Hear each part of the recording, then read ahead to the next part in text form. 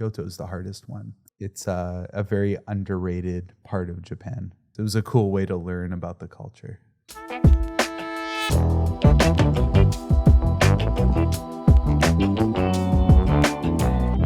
Welcome to Unpacking Japan. I'm Toby, and today I'm here with Alan. You're also known as Demsky, which is your DJ and artist name that you use to produce music. You've been in Japan for 13 years, been touring the country and the world, and we want to hear all about your experience here today. But let's start with the beginning a little bit. Where are you from and what brought you to Japan? Great. Yeah, I'm from Toronto, Canada, and pretty much I've been here for 13 years. Wasn't expecting it like most people. A lot of people just plan on a year or two. But I moved here just to really challenge myself for the most part. Toronto's a beautiful city. I love my home. Very multicultural, a lot of great opportunities, but I felt I was getting a little stagnant in like whether it's my job or music and everything. So I'm like, let's start from scratch and move somewhere completely different. And originally it was Spain. It was supposed to be Spain, but it was still a bit too familiar still. It was the Western world. Yeah, Europe and Canada are somewhat connected. Yeah, of course there's history. There's cultural differences. But, you know, I can relate to a lot of things. I can get by the Latin languages and everything. But Japan, I traveled here. I had a lot of fun. I enjoyed studying Japanese. And I'm like, let's give that a try. Was never otaku about Japan at all. I'm like, oh, it's just a really nice country. And when it came to music, out of all the Asian countries, I've only heard about the music scene in Japan through artists like DJ Crush and smaller ones. I don't even know how I found her, but a great pianist named Rayons. And I was very fascinated by the aura they created. So I'm like, let's drop everything, move to Japan, see what I can do from scratch, live here for 2 years, and that's it. Move back to Toronto, and that never happened because things just developed. So when you arrived in Japan, you were already working in the music industry back in Toronto?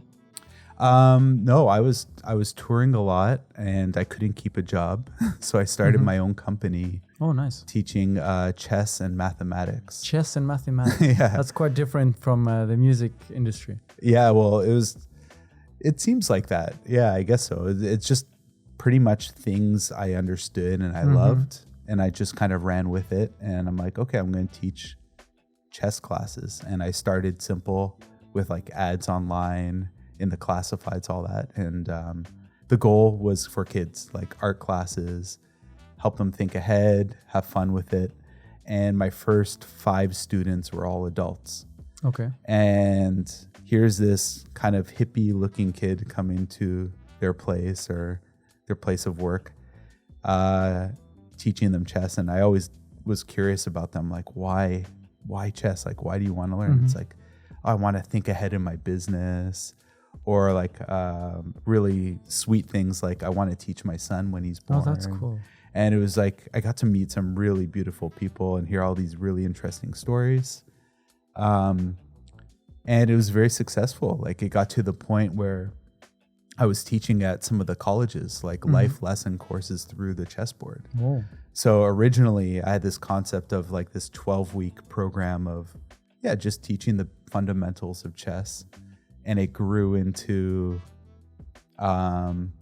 strategy. And I never thought about that, right? And it was solely based on me just wanting my own freedom, you know, to do what I want and pick my own hours and everything. So it was a good balance for you to kind of teach this on the go, on the move, online as well. Yeah. And then work on your music. Exactly. But then one day you were like, that's not enough for me. I'm going to leave this behind and I'm going to go to Japan. Yeah, it was like, it was great. I could have pushed it. It could have been very successful, but I kind of just, it was more a test for myself. Like, you know, but wasn't, I could have, I'm sure, approached many universities and continued, done like courses throughout them. But I'm like, yeah, let's just drop everything, see how I can develop my teaching over in Japan and how I can develop my music over here. And that's what I did. And I started contacting all these musicians on SoundCloud with like very rough Japanese, but it was easy to understand. The clarity was there. Just like to the point message. And to the point, like, nice to meet you. I just moved here. I'm a bass player. I'm like, you want to play together? You know, like Yarimashoka, you know, like very basic.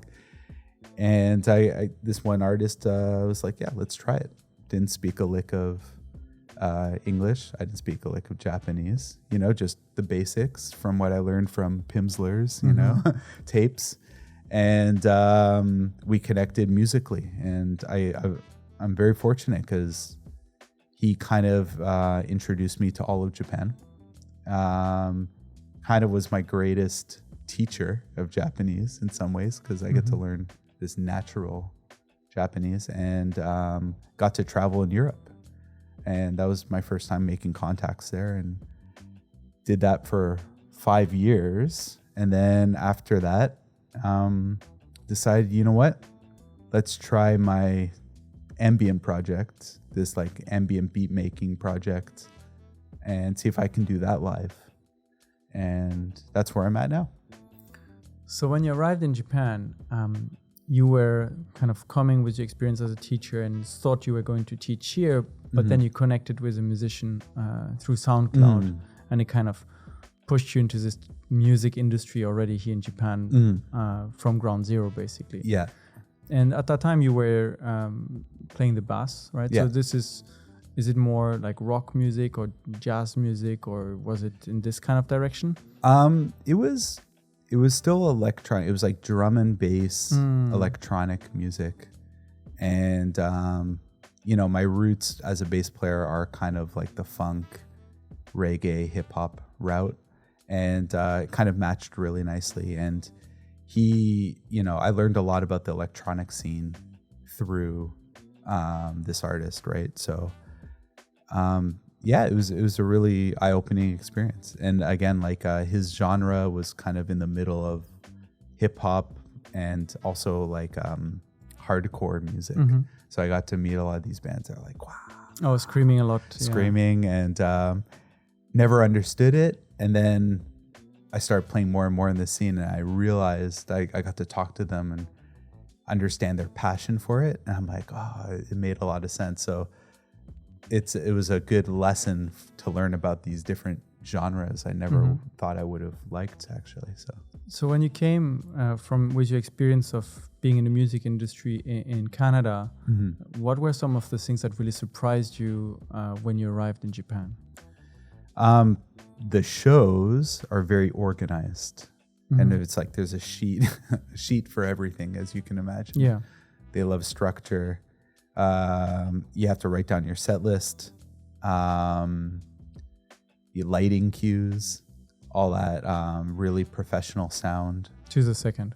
Yeah. So no room for improvisation or just like it's just, it is what it is, like that. And that was that was great. It was kind of cool because in Canada, you know, we would have to provide backline. They don't really care what you play. Like, you can set up your own schedule, just like aim for 45 minutes plus minus 10, right? Doesn't even start on time.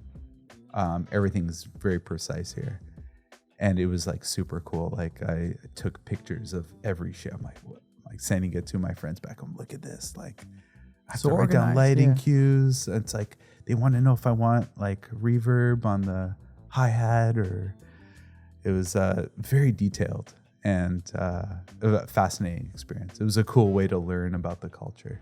So it's interesting that you paint this in such a positive light, because we've had other musicians on the show, and one of the critiques we had of the Japanese music industry was it's sometimes perhaps a little too rigid.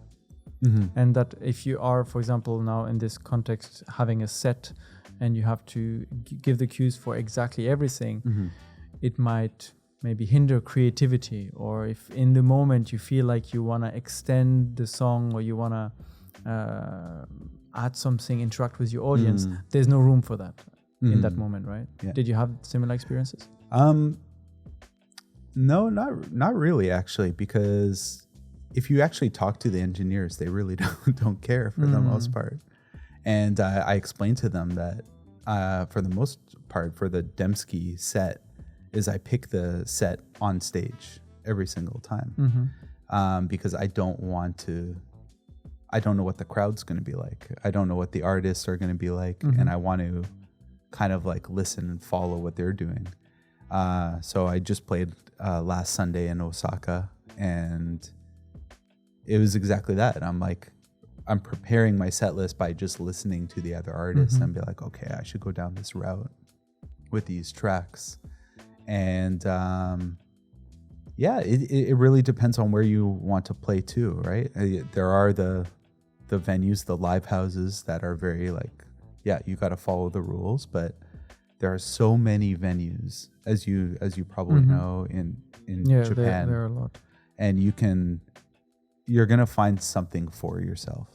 So really for those musicians, maybe they just haven't found that right avenue or the right community for themselves. But I worked really hard to really find that, playing everywhere, cafe or like big kind of hall kind of thing. And then I'm like, okay, this makes the most sense for me.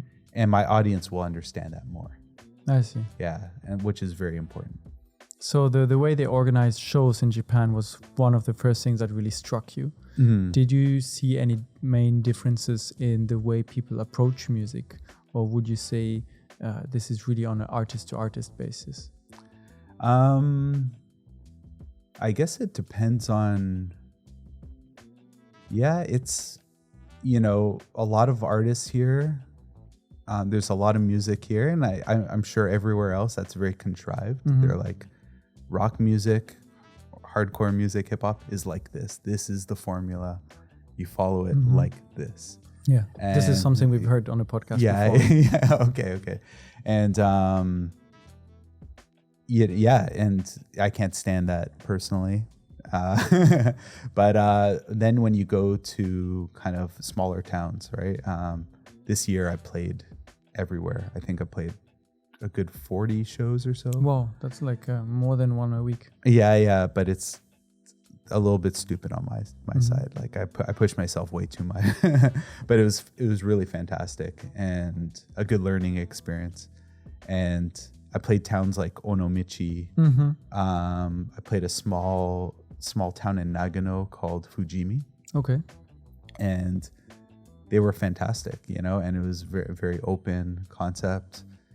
They're playing to the crowd what they want to do, like deciding on the stage, and you can find it. You just got to kind of search for it. And Japan's always been kind of like that. You have to know where your niche is, essentially. So, some people want the formula, and you can't blame them, but let them have it. So let's talk a little bit about your music. You are now doing a style that is like electronic based and a little bit, I'm not sure how I can phrase it properly. Perhaps you can correct me, but inspirational and kind of on a deeper level, slower beats, generally speaking.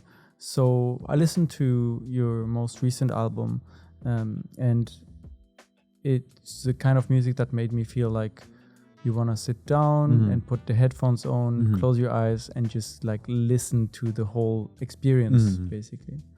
How would you describe your music? I don't know how to describe it, so I let other people describe it. So when people have told me ambient, they told me trip hop, beat maker, so I just put them all together. Those are the words I've heard the most. Essentially, it's a word cloud. I'm just taking them. Ambient, trip hop, and beat maker. Yeah. Ambient, trip hop, beat maker, and that's what I would call myself. But Yeah, I think that would be the main, that's why I would put it as a genre. I just find it odd to pick my own genre because if I'm wrong, doesn't look, I see. Yeah. People will say, oh, you qualify yourself as this, but you actually don't fit into that quote unquote box. Right? Exactly, right? So I don't want to box myself in that. So let them decide what it is. And I'm totally fine with that.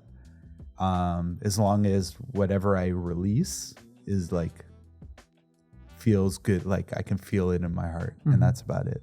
And that's the most, and there's always a story. Every song has to have like a character that will develop over time, and that's the most important thing. So what is the intention you set behind your music?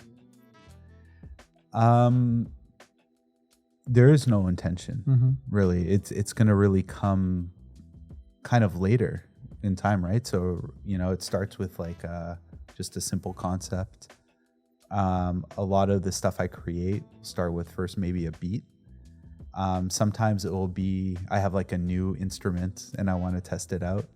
So I'm literally going on YouTube to learn this instrument, and then while I'm doing that, I'm developing a track, and it happens to come out, something comes out of it, and then over time, I find that the story creates itself, right? And it becomes like,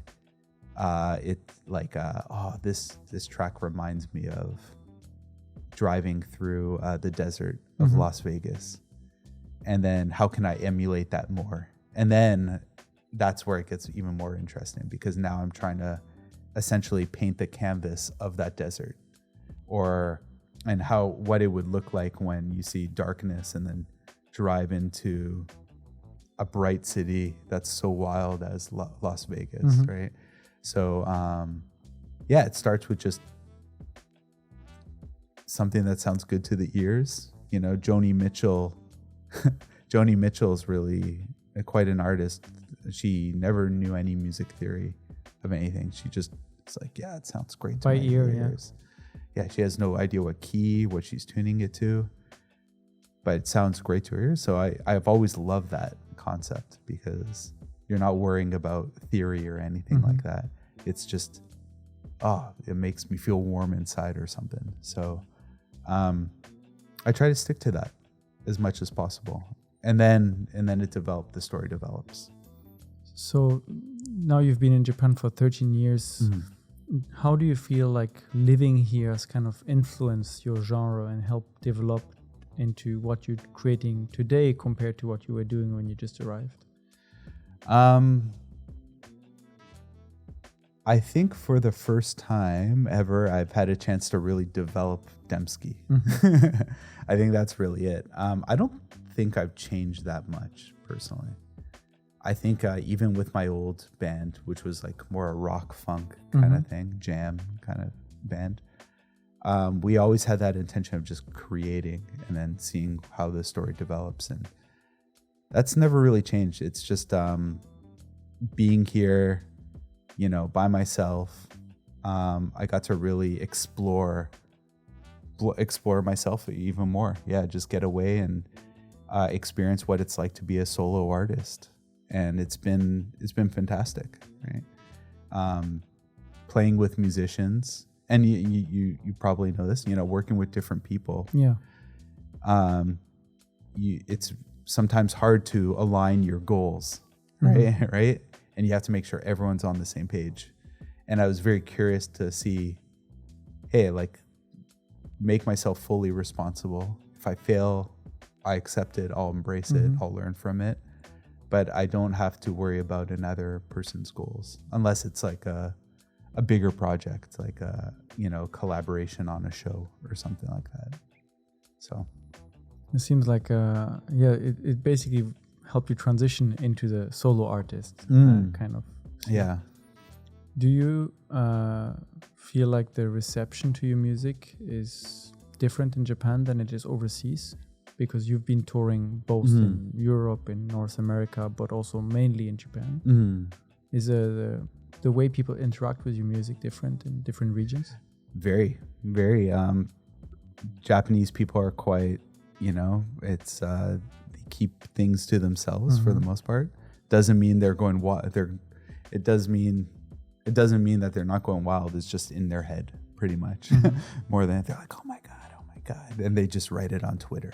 So Twitter is still the big place for people to kind of just express themselves in Japan. Yeah. So you see a lot of release afterwards, and then when you go to like Malaysia or Poland, Prague, it's very different. You're gonna kind of see it.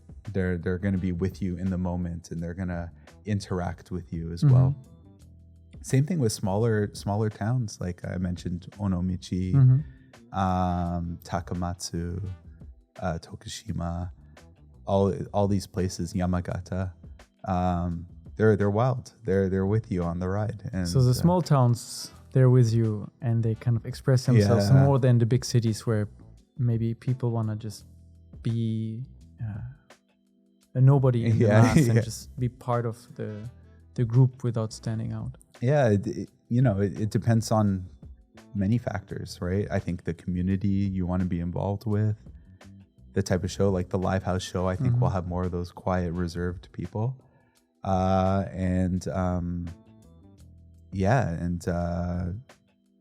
guess like the big city, the mega cities of Tokyo, even New York, I feel are very similar. It's like they're watching you, maybe judging you a bit more. I don't know. They expect a lot more just because of the amount of artists that run through the city.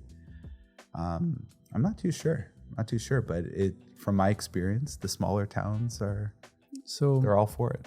How do you adapt to those situations? You mentioned that you often listen into what is being played before you and how the audience reacts, so that you can see how you fit into the overall evening of a festival, for example. And if the audience is more passive, and maybe they will have some lights and move the lights, have a light show in the audience, but if they don't express themselves so much, how do you approach the set you're playing? How do you interact with the audience when you're on stage? For a festival, or like just in general? Like just in general, perhaps. I think it will be based on the artists I'm playing, and then if they're really giving me nothing, for the most part, I'll just make it a more experimental show for myself, and I treat my shows also like kind of like comedy in a sense, where interesting. Where they test jokes. So I test beats like live, and then see what's connecting with people. So I'll call that like the experimental show, where it's like, okay, I'm gonna try just this new track, do like a minute of it. I can just tease it in with this song and this, and think of new arrangements. And that's really it. Like I try not to let it affect me, or I'll if I see people, I'll just smile and invite them to get involved a bit more. You said in an interview, I think it was in a magazine, Tokyo Weekender, that for you the ultimate test for a track is to play it live first before you actually release it. Are you ever nervous before playing a song for the first time to an audience? I'm always nervous.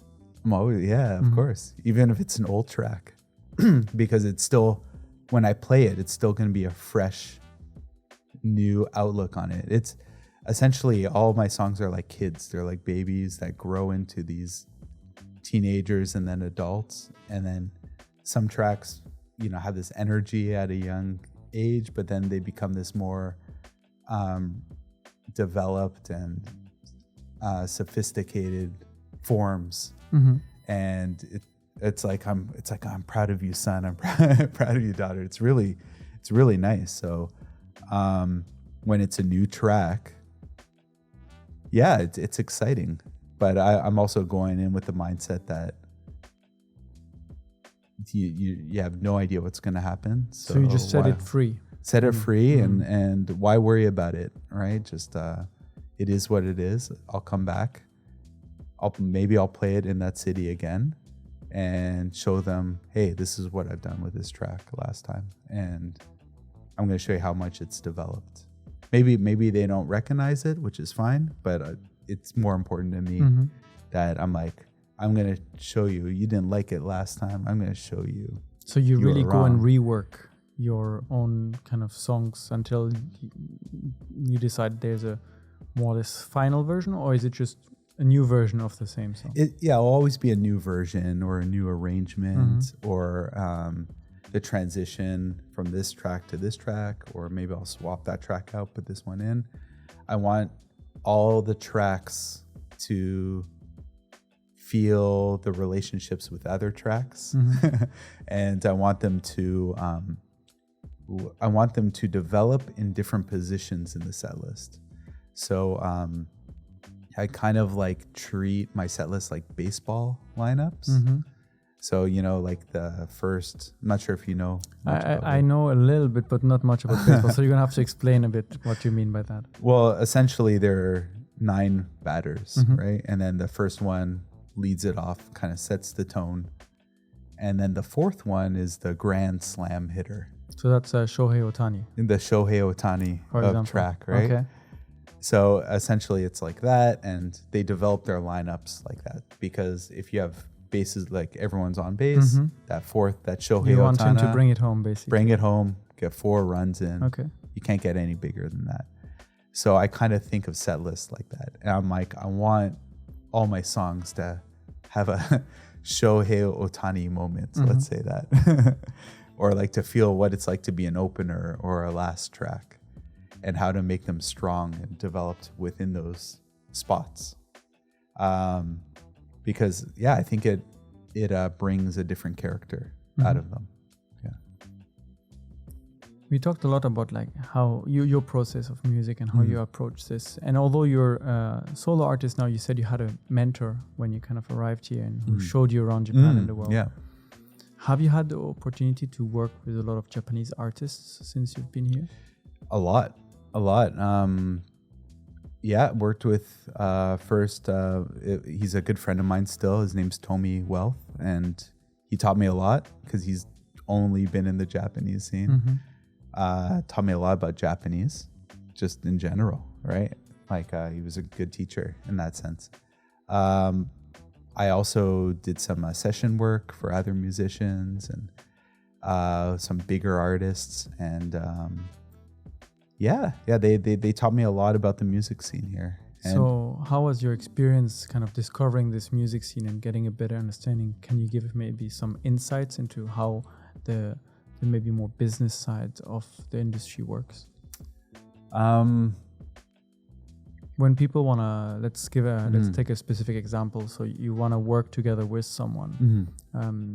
How does it work in Japan for the electronic music scene? Are people all under certain labels? Are people more independent, or do you have both sides? Yeah, it's kind of both sides, right? So like I've had artists I wanted to play with and work with, and they have to go through managers or something.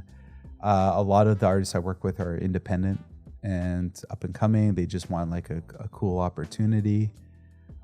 Personally, I worked with a lot of lazy musicians for the most part, and I'm pretty picky now. Like they're great musicians, but like I do want to work with people that have a similar drive. That, you know, when we play a show, you want people to actually show up, and you want it to make something special. But music doesn't happen on its own, right? It doesn't happen. Put in the work. Yeah, you have to put in the work, and you know, I try to look for people that have that drive to them as much as possible. Do you feel from your experience that a lot of maybe younger up and coming artists and musicians in Japan just think that it's going to happen on its own? Just put some song out there and it's like hit or miss, but not the kind of they don't see it as you gotta put in the work for years and release album and album and album and kind of do the shows to kind of build your reputation. Is this more this I think it's everywhere. Everywhere is like that. Everyone, again, it just depends on what your goals are, essentially. I've played with artists, I played with bands that literally want to just play live. They treat it like a studio, like a studio practice space. They don't bring out anyone. They are the otaku of music, and it's essentially like a karaoke box for them. Interesting. Yeah, but because there is nothing like a live sound system when it comes down to it. You can go to a studio, and studios are quite great here. You know, they give you everything. But yeah, some of them just go, they book a live show, a Tuesday night, Wednesday night. And they don't really rehearse. They just go and... Yeah, and then that's it. They're like, this is live. Like, imagine it's I don't know what they think. It's something I've always been curious about, but I've met quite a few of those musicians, and I can't blame them at the same time. It's like, that's their goal. You know, it's like their release. It's great. I just have to be careful about meeting up with them because, my goals are just a little bit different. Yeah, so. Have you ever considered working with a label to kind of maybe give you maybe additional structure behind your work so that you can focus on the music and maybe the label can take care of the management side of things? Yeah, I work with one label right now called Tanukineri Records, and they help me with the touring side in like Nagoya, Gifu kind of area, and some video work and all that. And it's that's really great. I think down the road, I would love help with booking shows. I'm doing everything myself, which is also great. I've learned so much from this year. The 40 shows, I guess just like 3, soon to be 4 countries I'm traveling to. It just shows me that I can do it. And that's really rewarding. So then when I go to that city or that country and I just sit by the river and just like exhale, like inhale, exhale, I did it. And that's like my reward. Yeah, from start to finish, right? So yeah. From creating the music to, how does it work? Do you just call the venue and you be like, I'm a beat maker and I would like to make a show at your place? And yeah, it's like, it started as first like 4 years ago. I pretty much would play anywhere, accept anything, try all the different rooms, learned about what my niche is. I'm like, okay, I'm good here, I'm good here, I'm good here. And then I made like this kind of ultimate list, like, wow, I think these places have the best communities and they're right for me. And I pretty much went to all these places, didn't expect a guarantee or anything, kind of building my resume that way. I'm gonna prove that I can do it. I'm good. And again, I want to help them too. Like I feel the best attitude is a giving mentality. So all the artists I meet, I want to bring them to Tokyo and help them out as much as possible. And yeah, they like my music. I prove them right, and or prove them wrong, not right, and now I go there and I got, everything's covered. They look after me. They make sure. So once you've done it a few times and you have this resume that you've been building up, people are more trusting to like, oh, we're going to let this guy play here because we know he's done it before. Yeah, exactly. So it's like anywhere, I think, especially Japan, you have to put in the work first to build that trust, right? And then the loyalty stays, right? And that's what I did. I worked really hard for that. So develop Shikoku, Kyushu, Tohoku, and eventually, I haven't done Hokkaido and Okinawa. I want to do one tour of Hokkaido and Okinawa in the same tour in the winter, and just go from cold to hot, which would be terrible for packing my bag, But you might have to make a pit stop in Tokyo just to change the suitcase. No, I think that would ruin the whole the atmosphere of it. Like I want it to be like jacket to shorts, exactly. And then I can film it, and that'd be really fun. Call it the Hot and Cold Tour. The Hot and Cold Tour. Pretty good name. Yeah. Do you have any favorite places in Japan that you have played at that you'd like to go back, where you have like a really fond memory of an event? Yeah, I think I'll be. I really love Shikoku a lot. Kochi, Takamatsu, Matsuyama, Tokushima. Just play there. Shikoku is great. It's fantastic. You know, it's a very underrated part of Japan, and they have a really good thing there. They really care about music. Yeah, they're all very passionate, and I would love to go back there. I really enjoyed Tohoku area, Yamagata, Niigata. Yeah, they're all really fantastic. And other cities I still need to figure out. You know, like Kyoto is the hardest one. Oh, really? How so? They are very, I don't think they let a lot of outsiders in. And I'm not talking about just foreigners or expats. I'm talking about just outside of the Kyoto music scene. Scene. It's like, it's very locked. They're very strict. I'm still I played there a couple times, and I'm still looking to find that right community that's willing to accept and grow with me, you know.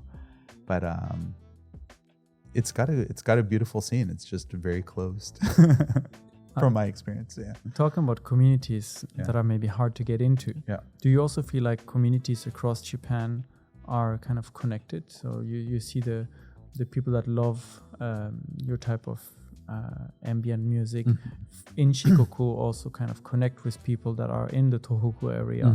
Is it like a nationwide thing, or do you feel like the communities are more localized in Japan?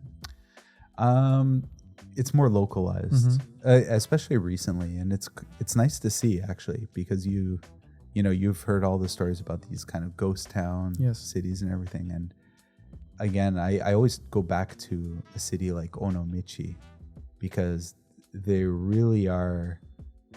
They took the old Shotengai area and really revitalized it with new shops and everything, and it's a really beautiful thing to see. So I think a lot of these places do care more about the local, just about their town and everything, and they kind of don't discuss it outside of that, you know? So like kind of grassroots movements to rebuild the local cities. Yeah. And then, I heard about it word of mouth through little pockets and friends here and there. And then you find out that they're actually good friends with people in Matsuyama or, So the communities are local, but there are links between communities. Yeah, people know each other. Yeah, they're still like they're still connected, and they still help each other if they ever go over there, which is like, who knows? Some of them travel quite a bit. Fujimi, Nagano. Fujimi is close to Suwa Lake. Okay. Do you know? It's like southern Nagano. Near Matsumoto, in that area? No. It's even further south? Yeah. Okay. Yeah, it's a very, it would be closer to Kofu in Yamanashi. And you would never expect a thriving community in this small mountain town. Like literally nothing out there. And I was like, when I was, this was one of the first shows of this tour, I was like, oh my God, are people actually going to come out? And then so you arrive in this little village and you're like, where am I playing? Yeah. Like, okay, you're playing this record shop that's sometimes a cafe or something. And I'm like, okay, let's give it a shot. Really nice guy, really great owner. And right when doors opened, it was a packed house. I had no idea where they're parking, where they're walking from. Up the mountain road and just like... Yeah. It's like, I think the area is famous for hiking in general, right? But it was really beautiful to see. And these small venues, they are also the organizers of big music festivals within that region. Interesting. And yeah, it's really great. And yeah, like you learn more and more about the community, why they're there. Some of them, they moved from Tokyo, they're just tired of it. They're like, I wanted to get away. I can grow my own produce. And it's fascinating. It's really incredible. So from music, you get to connect with a lot of local people. Yeah. And that's my Japanese practice for the most part, right? They're the best listeners out of everyone. They're not gonna they're not gonna look at you and be like, okay, I got to approach with English here. Right? You know, you're kind of somewhat part or entering the community. Yeah. And you know, my grammar is not perfect, but I do have clarity in my speech. And they listen and they always like confirm what I say. And I'm like, yeah. I'm like, so. And it's really great. And we have these deep conversations. Yeah, it's like language is lost here and there, but we work around it together. And it's one of my favorite things about being here is like, it proves that language is not always that necessary. It's just really the listening aspect. That's the most important part, right? Like, what's the context that we're in? What are we talking about, kind of? Have you ever had similar experiences of really connecting with local communities outside of Japan as well? Or do you feel like this is really something that is unique about the Japanese music scene? Every place has it. Every place has it. It's just, I think it's just harder to find in Japan. It's, you know, I'm not sure how you feel about website design in Japan. It's not the best for the most part. Yeah, there's a lot of debate around it, especially I would say older websites, older companies that have built their websites in the 90s and so on and haven't been updated, or larger corporations with lots of information all over the place. Yeah, quite different. A lot of venues are like that still. It's just like a really rough looking old blog. And they're like, I can't be bothered to change this. But Malaysia, Kuala Lumpur was quite fascinating. It's all like young people just want new music. And I played about 3-4 shows out there. And about 3 shows my first time, and 2 of them were sold out. Oh, nice. Yeah, and it's just they were so hungry for that new music, and I think for it being such a religious country for the most part, and there are moments where police come in, they shut it down. Really? Yeah, like, and so when they have these communities, they're like, they go for it. They like, we have to preserve this. I was in a town called Sungai Petani. And they literally just started having events a year ago. That's very recent. Yeah, because the state, pretty much the government, shut down all music. Very conservative. They opened it up, and you can see that they didn't know what to do, for the most part. I was walking around the town, I bought a couple beers, I brought it for my Malaysian friends. Hey, like, this is great. He took the beers, put them back in the bag. It's like, keep them away. Yeah, keep them away. It's not generally accepted. Yeah, we can't do that here. And we just went outside, and he kind of broke it down for me. I'm like, oh, this is fascinating. It was a really eye-opening experience, and I really want to go back there because I'm so curious to see how it grows. So like every year you can see the evolution. Yeah, and it wasn't a great show. It was a rough, they didn't have the sound right or anything, but they care. They have the starting platform, the starting points and everything, but I'm so curious. I just want to see it be successful. Yeah, so it was a really cool experience. Now for you in Japan, 13 years of touring, of making music and so on, what are things that you haven't done besides the Hokkaido-Okinawa combo that you'd really like to do? Is there like any festival like Fuji Rock or something like that you'd really like to play on? Or do you have your personal goals in Japan still? Yeah, I think get more involved in the festival circuit.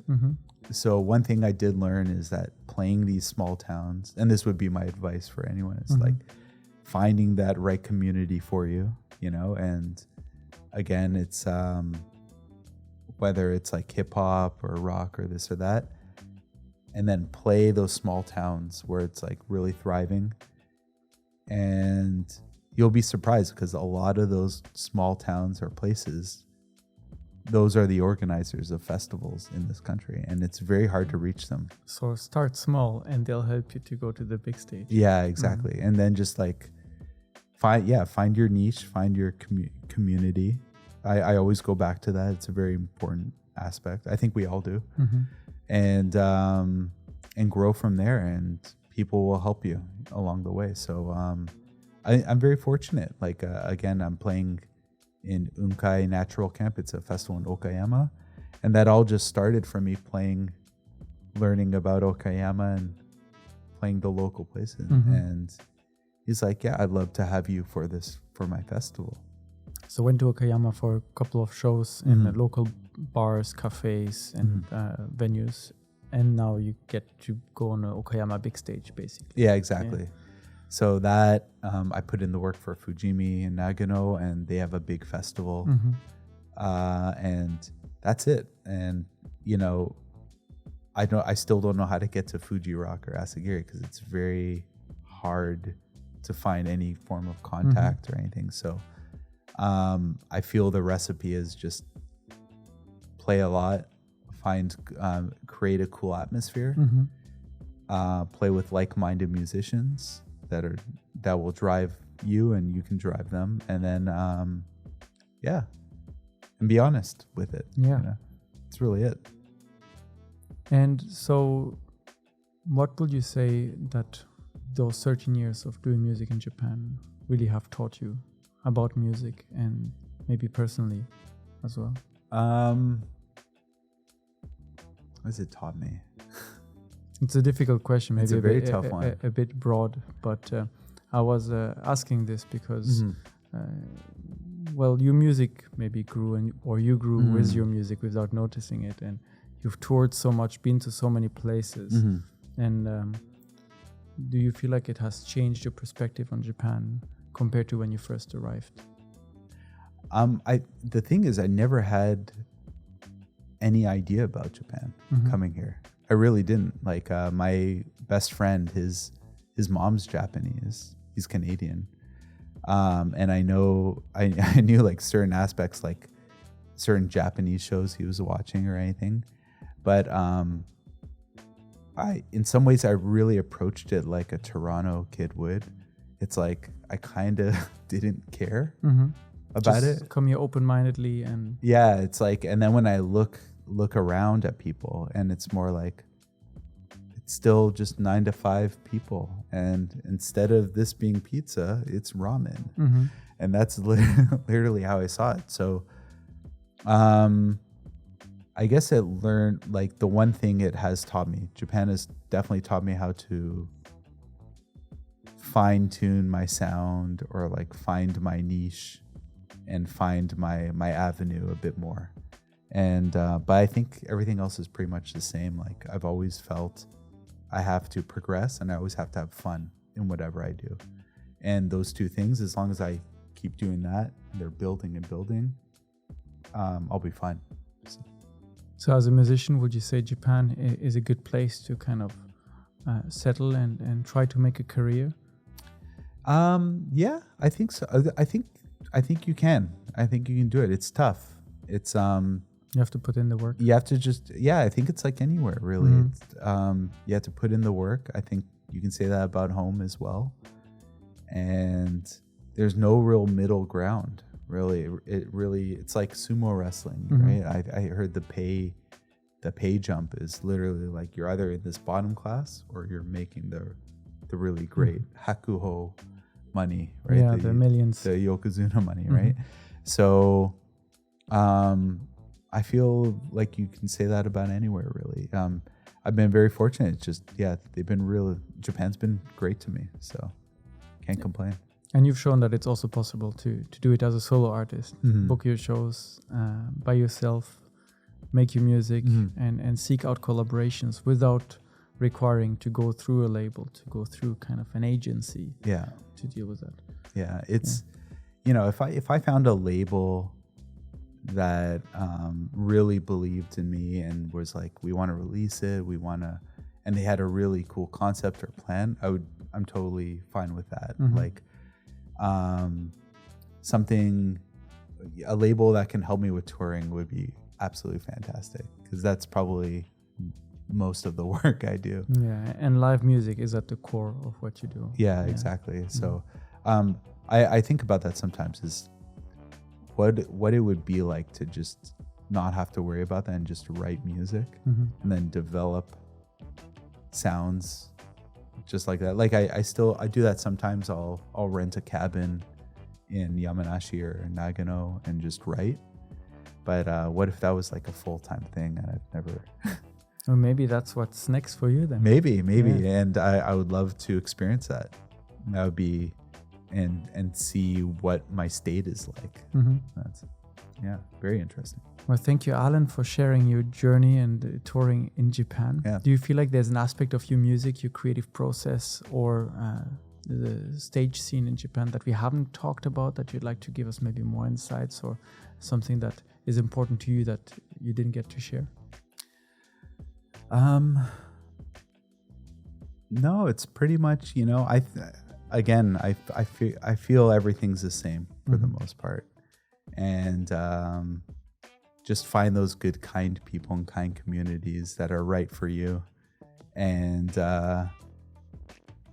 be a giver and not a taker within the scene, and you'll do well. That's really it. I think that's a perfect word to end this conversation. Yeah.